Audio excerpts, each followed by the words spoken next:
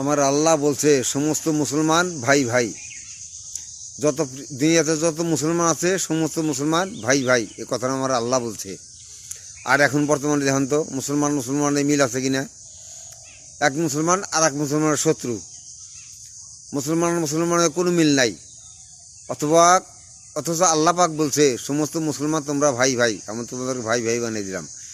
দেখেন, ইরান মুসলিম রাষ্ট্র ইহুদি খ্রিস্টানদের সাথে যুদ্ধ করে, ঝগড়া করে, অন্য মুসলমান তাকে দিছে।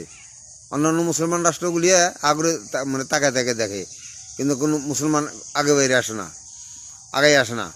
কাজেই দেখেন মুসলমানের মধ্যে কত গরমিল। অথচ আল্লাহ পাক বলছে যে সমস্ত মুসলমান তোমরা ভাই ভাই, মুসলমানরা সমস্ত মুসলমান তোমরা ভাই ভাই, এটা আল্লাহ পাক বলছে। আল্লাহ কথাটা বলেছে কোরআন কারীমের ভিতরে। কিন্তু মুসলমানের মধ্যে এখন বর্তমানে কোনো মিল নাই, কোনো মুসলমানের সাথে কোনো মুসলমানের কোনো মিল নাই। কোনো মানুষের মধ্যে মিল নাই, আর মুসলমানের মিল থাকবো কেমনে করে, কীভাবে? মানুষের সাথে কোনো মানুষের মিল নাই। দুনিয়া থেকে মিল মোহব্বত, মায়া মোহব্বত সব উঠে গেছে গা। মিল মোহব্বত সব দুনিয়া থেকে উঠে গেছে গা। কাজে কোনো মিল মোহব্বত নাই মানুষের মধ্যে। এক মুসলমানের সাথে কোনো মিল নাই। মুসলমানের সাথে ঝগড়া, আর ইহুদি খ্রিস্টানের সাথে ঝগড়া হবে না কেন? মুসলমানের মধ্যে কোনো মিল নাই।